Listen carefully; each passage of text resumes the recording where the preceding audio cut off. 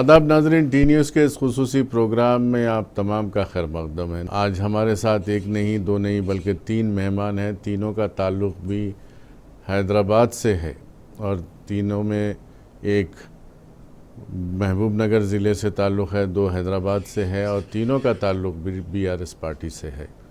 और आज का इस खुसूसी मुबाहिसा रखने की ख़ास वजह यह है कि 2 महीने के बाद साबिक़ा वज़ीर आला यानी कि के चंद्रशेखर राव साहब, all India president BRS party, कल तेलंगाना भवन तशरीफ़ लाए थे और उनका जो वालेहाना इस्तकबाल हुआ था उसकी मिसाल नहीं मिलती।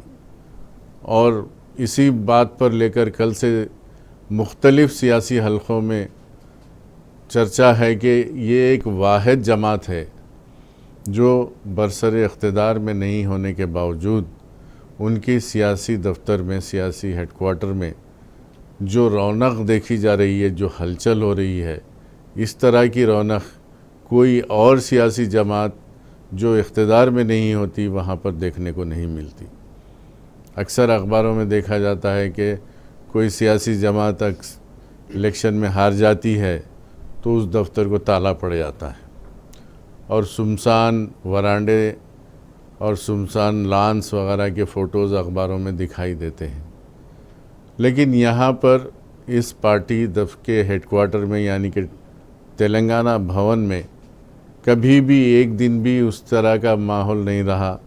हमेशा कोई ना कोई एक्टिविटी हो रही है, कोई ना कोई मीटिंग हो रही है, हलचल लगी हुई है। और कल का दिन तो सारे तेलंगाना के बीआरएस पार्टी के जो वर्कर्स हैं, लीडर्स हैं, उनको एक बहुत बड़े जोश का काम कर गया। कल से जो जोश देखने में आ रहा है और उम्मीद है कि ये जोश आने वाले पार्लियामेंट के इलेक्शन तक भी बरकरार रहेगा। तो इस मौजू पर और दीगर मौज़ूआत पर बात करने के लिए आज हमारे साथ मौजूद हैं आली जनाब मोहम्मद आरिफ साहब। आरिफुद्दीन साहब ये साबिक़ा में हज कमेटी मेंबर भी रह चुके हैं, सीनियर कायद हैं। और मोहम्मद शरीफुद्दीन साहब जो फाउंडर मेंबर हैं बीआरएस पार्टी के, जिनका ताल्लुक़ हैदराबाद मुशीराबाद से हैं। और एक मोहम्मद बुरहान साहब जिनका ताल्लुक़ महबूब नगर ज़िले से है, जो पेशे से एडवोकेट हैं। आइए सबसे पहले शरीफ साहब से जानते हैं कि आप भी कल मौजूद थे यहाँ पर इस्तकबाल करने वालों में, तो कैसा लगा आपको हमारे साबिक़ा वज़ीर आला के चंद्रशेखर राव साहब की तशरीफ़ आवरी हुई? शरीफ साहब। देखिए, काफ़ी दिनों से लोगों में ये बेचैनी पाई जा रही थी कि हमारे सदर आला कब तेलंगाना भवन को तशरीफ़ लाए। वो इंतज़ार की घड़ियां कल ख़त्म हुई थी। जैसा ही उनकी आमद हुई तेलंगाना भवन में तो सरों का समंदर था। यहाँ पर लोग वालाना इस्तकबाल के लिए बेचैन खड़े हुए थे। उनका पुरजोश अंदाज में जय तेलंगाना के नारों के साथ और ख़ास बात सीएम के नारों के साथ केसीआर साहब का इस्तकबाल किया गया। तेलंगाना के जो हमारे वफ़ादार सिपाही है पार्टी के, वो लोगों ने आकर कल केसीआर साहब को हिम्मत बख्शी और उनको ये पैगाम देने की कोशिश किए कि केसीआर साहब, जिस तरह तहरीक में आप आगे बढ़े थे इसी तरह इस बार भी आप आगे बढ़ो, हम आपके साथ हैं। ये कहते हुए लोग आए और केसीआर साहब का वालाना इस्तकबाल किया। और इसकी ख़ास बात यही थी कि जो दीराना ताल्लुक़ात रहे हैं केसीआर साहब के तेलंगाना आवाम के साथ में, जो पिछले 23 साल से, वो आज भी बरकरार है। चाहे हुकूमत में हो या ना हो केसीआर साहब, इसकी कोई परवाह नहीं रहती। आवाम को हो या हमारे हरदिल अजीज़ सदर आला साबिक़ा वज़ीर आला के चंद्रशेखर राव साहब को, कभी भी ये लोग, हमारे केसीआर साहब के फैमिली के लोग इक़्तिदार के पीछे कभी भी नहीं भागे। इनका मंशा व मकसद यही रहा हमेशा कि आवाम के दरमियान में रहते हुए आवाम की खिदमत करे, चाहे वो अपोजिशन में हो, चाहे वो इक़्तिदार में हो, चाहे तहरीक के दौरान हो। ये आवाम के साथ मिलजुल कर काम करने में ही भलाई समझते हैं। इसमें पार्टी की भी भलाई होती है और आवाम के जो तवक्कुआत होते हैं उन पर खरा उतरने की कोशिश करते हैं। यही बात कल देखने को मिली है। वही जय तेलंगाना के नारों के साथ इनका इस्तकबाल किया गया और उनका जब यहाँ से उन्होंने रवाना भी अपने घर की तरफ, वही पुरजोश अंदाज में केसीआर साहब आगे बढ़ो, हम आपका साथ देने के लिए तैयार है बोल के ये लोग वादा किए कल। जी आरिफ साहब, आप क्या कहेंगे इस मामले में? देखिए साहब, केसीआर साहब की बात कोई मिनिस्टर्स में नहीं आती। वो काबिल तारीफ़ हैं और टैलेंट रखते हैं केसीआर साहब, और पूरे कैडर पे कंट्रोल रखते हैं। और इसी वजह से जो है कल का जो इस्तकबाल था, आप देखने में आया होगा कि जो है हारने के बाद जो है दूसरे जो है हेडक्वार्टर्स पे जो है सन्नाटा छा जाता है। लेकिन आज तेलंगाना भवन में अभी तक 2 महीने हो चुके हैं हार के, लेकिन उसके बावजूद भी काफ़ी लोग का आना जाना है, मीटिंग्स वगैरह हैं, केटीआर साहब मीटिंग्स वगैरह ले रहे हैं, पूरा कैडर यहाँ पर है, पुरजोश के साथ जो है आते हैं और जो है हिम्मत अफजाई करते हैं। और कल का जो देखने में आया है वो काबिल तारीफ़ है। हरा भरा तेलंगाना नज़र आ रहा था, जैसे पहला था इक़्तिदार में जब था, उसी तरीके से अभी भी नज़र आ रहा है। इंशाअल्लाह ताला यही माहौल रहेगा हमारे तेलंगाना भवन का। जी, बुरहान साहब, आप एडवोकेट हैं, मैं चाहूँगा कि आप थोड़ा सा जो है पिछले 2 महीने की जो कारकर्दगी है कांग्रेस गवर्नमेंट की और ये जो गारंटीज़ का जो चल रहा है उस पर थोड़ी सी रोशनी डालिए, क्योंकि वो लोग कहते हैं कि 2 गारंटी पूरे हुए और बाकी हैं, तो उसके बारे में कुछ आप बताइए। अस्सलाम वालेकुम रहमतुल्लाहि व बरकातहू। खैम अनवर साहब, आपको टी न्यूज़ के नाजरीन को और हमारे साथियों को 2 महीने हो गए कांग्रेस को हुकूमत आकर। कांग्रेस हुकूमत में आने के लिए इतने झूठे वादे किए हैं और इतने वादे किए कि किसी को याद भी नहीं है, सिर्फ 6 गारंटीज़ याद है। वो 6 गारंटीज़ में भी हुकूमत सिर्फ पब्लिसिटी करने के लिए घरों में भी फसाद का एक माहौल पैदा कर दिए है रेवंत रेड्डी साहब की हुकूमत। फ्री बस एक कर दिए हैं और दूसरा एक मेडिकल इंश्योरेंस का वो एक अमल में आया है। बाकी के 4 गारंटी वैसे ही है। हाल ही में जो एप्लीकेशंस के लिए हुकूमत जब रिक्वेस्ट की थी तो ऑनलाइन एप्लीकेशंस इतने गए हैं कि 1,05,00,000 एप्लीकेशंस गवर्नमेंट को रिसीव करी है। जैसे कि पहले सिर्फ राशन कार्ड 93 लाख थे, वाइट राशन कार्ड। हुकूमत ये बोली कि जितने लोग वाइट राशन कार्ड वाले हैं हम सबको महालक्ष्मी स्कीम के तहत 2,500 रुपये हर औरत को देंगे और 200 यूनिट करंट गृह ज्योति के तहत 200 यूनिट तक फ्री में दे देंगे और 500 रुपये में गैस सिलेंडर देंगे महालक्ष्मी स्कीम के तहत। ये सब वादे बस बाजू में रख दिए हैं। अब आने वाले इलेक्शंस के लिए, पार्लियामेंट इलेक्शंस के लिए सिर्फ इंतज़ार कर रहे हैं। नोटिफिकेशन आया तो बोल देंगे कि भाई इलेक्शन नोटिफिकेशन आया इसलिए हम नहीं कर सक रहे हैं। ये सिर्फ एक इलेक्शन स्टंट था। लेकिन आज तेलंगाना की आवाम तौबा कर रही है, अरे हम कैसे हुकूमत को और कैसे लोगों को जिता लिए हैं। और जो जीते हैं कोई ऐसी मार्जिन नहीं थी कि बहुत ज़्यादा मेजॉरिटी से जीती है कांग्रेस। सिर्फ 2.7% यानी कि 3% वोटों का बस डिफरेंस है। वो भी शायद मैं समझता हूँ कि लोग कन्फ्यूजन में डाल दिए हैं। वो 3% लोग अगर पलट के अगर बीआरएस को डालते, बीआरएस जीतती, तो आज तेलंगाना में जो हालात चल रहे हैं, हॉस्पिटल्स को जाने के लिए लोगों के पास पैसे नहीं हैं, कारोबार ठप पड़ा हुआ है। मैं क्योंकि एडवोकेट होने के नाते बहुत सारे मुख्तलिफ लोगों से मेरा इंटरेक्शन होता है। कहीं यहाँ पे एग्जीबिशन लगते हैं, लोग दिल्ली से कहीं कहीं से आते हैं, तो वो लोग बता रहे थे कि पिछले 10 साल में कभी इतना प्रॉब्लम नहीं हुआ कि अभी बिज़नेस नहीं है, खर्चे भी नहीं निकल रहे। और कई लोग जो मैकेनिक काम करते हैं, ऐसे लोगों से भी जब इंटरेक्शन होता है तो वो लोग कहते हैं कि भाई जैसा इलेक्शन से 1 महीने पहले जो बिज़नेस ठप हुआ, परेशानियां हैं, हर घर हर इंसान परेशान है। ये कांग्रेस हुकूमत ये पिछले 2 महीने से सिर्फ 100 दिन के अंदर अमल करेंगे हम 6 गारंटीज बोले। 100 दिन नहीं, 1000 दिन में भी नहीं कर सकते, पूरा कम्प्लीटली 5 साल गुजर गए तो भी नहीं करेंगे।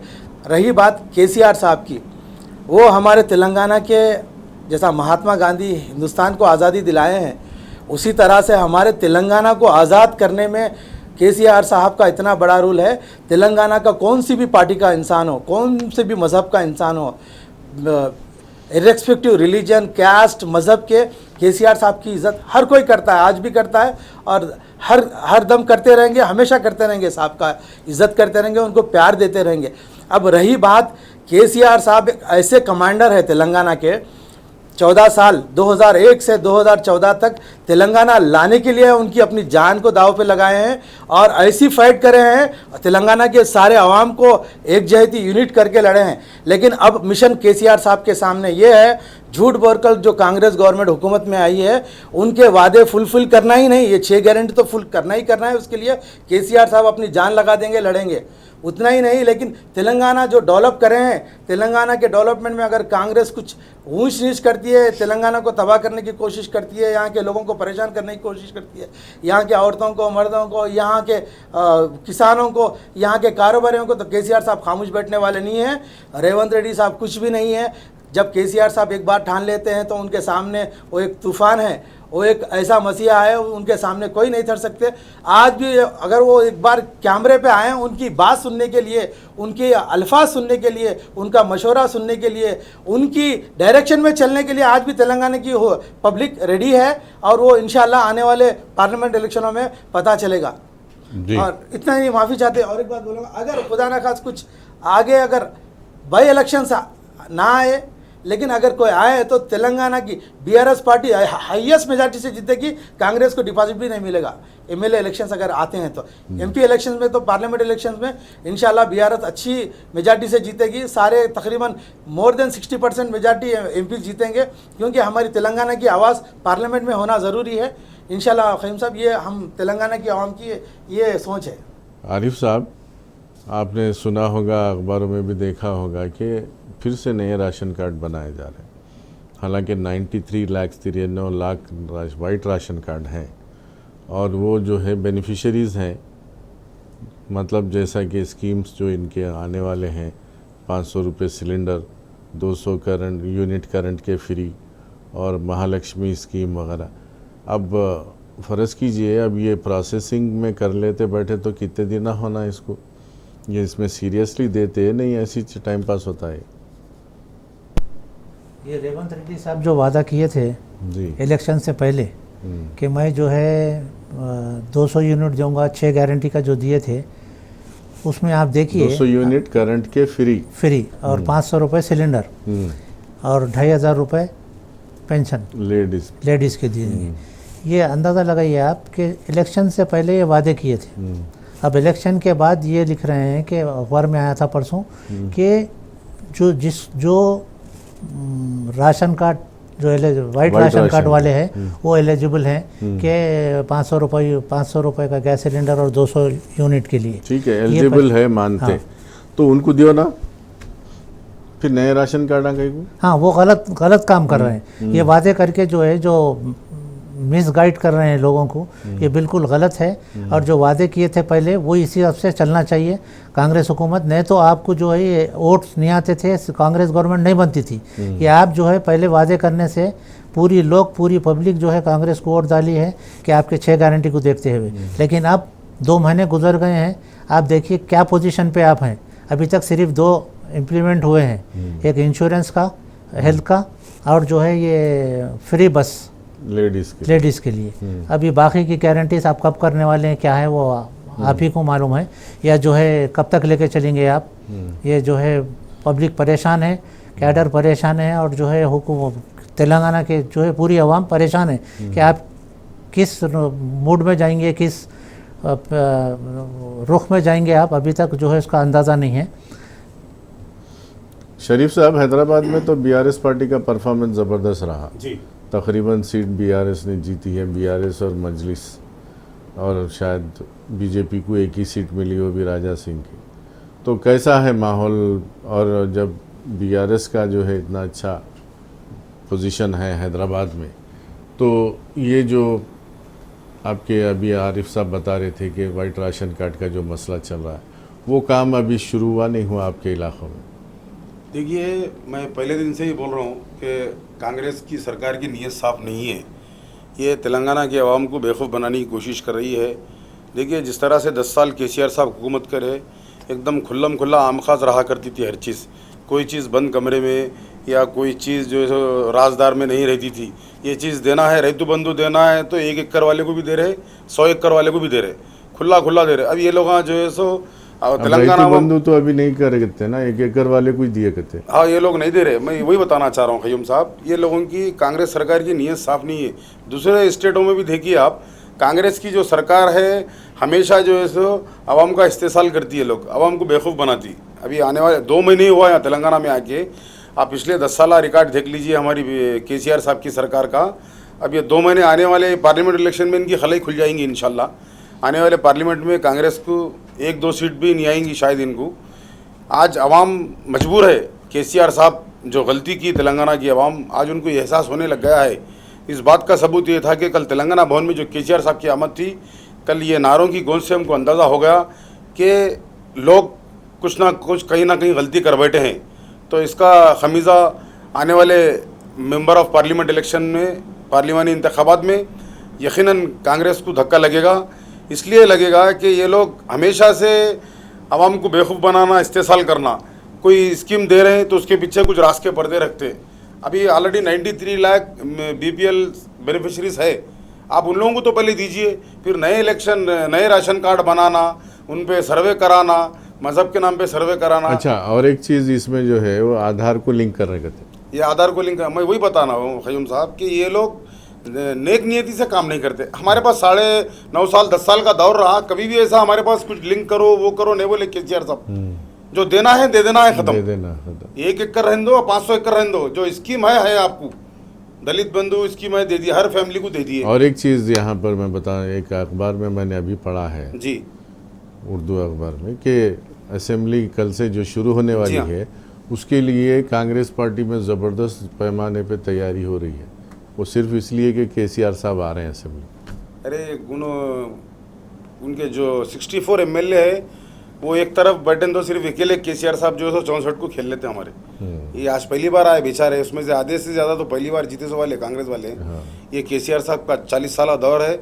ऐसे महान हस्तियों को देखे, राजशेखर रेड्डी, चंद्रबाबू नायडू को नहीं सुने नो, ये रेवंत रेड्डी क्या है, उनके सामने बच्चा है। ये सब चलते रहता, इख्तियार की ये हवस है लोगों का, नहीं कुछ होने वाला नहीं है। इंशाल्लाह आने वाले पार्लियामेंट इंतखाबात में बता देंगे लोग। और हमारा उनका जो फ़र्क रहा है कामयाबी और नाकामी का, तकरीबन 2-3% रहा है, ज़्यादा फ़र्क से हम लोग नहीं हारे। इंशाल्लाह इस बार पार्लियामेंट इंतखाबात में 16 में से 16 इंशाल्लाह हम सीट जीत के आएंगे, हैदराबाद को छोड़ के। हमको यकीन है, आवाम भी बेचैन है, वो भी अपनी शैसी, वो भी अपनी है। ठीक है, अल्हम्दुलिल्लाह आएंगे फिर एक बार जोश। मजलिस की सीट भी अपनी, मजलिस अपनी पार्टी है। जी जी, तो इंशाल्लाह आने वाले दिनों में लोग बताएंगे कि तेलंगाना की आवाम किसके साथ है। क्यों बोले तो केसीआर साहब को कभी भी इख्तियार की हवस नहीं रही। ये लोग जब से इन्होंने इख्तियार में आए, कभी इनको नाकामी का मुंह देखना नहीं पड़ा। वो इख्तियार मेरे को अच्छा याद है, 2004 से 14 तक कम से कम 8-10 बार रिज़ाइन कर दिए केसीआर साहब पार्टियों को, बैठे बैठे रिज़ाइन करवा देते थे। इनका ने इख्तियार का कोई इनको वो नहीं है केसीआर साहब के पास। MLA MP अब इख्तियार में नहीं है भी तो इख्तियार में है जैसी दिख रहा। कल का सबूत है ना साहब, तेलंगाना भवन में कल जो आए थे लोग CM के नारे लगाए, तो कभी अपोजिशन लीडर वो लगाते क्या? कोई लोगों में आज भी जज्बा, वो ताकत है, जोश है, केसीआर साहब को देखकर आता है। इंशाल्लाह असेंबली में तो ये लोगों की धज्जियां उड़ा देंगे हमारे बॉस केसीआर साहब। इंशाल्लाह हम तो दुआ गो है केसीआर साहब की सेहतयाबी के लिए, उनकी नेक तमन्नाओं का इजहार कर रहे हैं। और हम हमेशा 23 साल से पार्टी के साथ है, तो आखिरी सांस तक भी इंशाल्लाह BRS के साथ रहेंगे।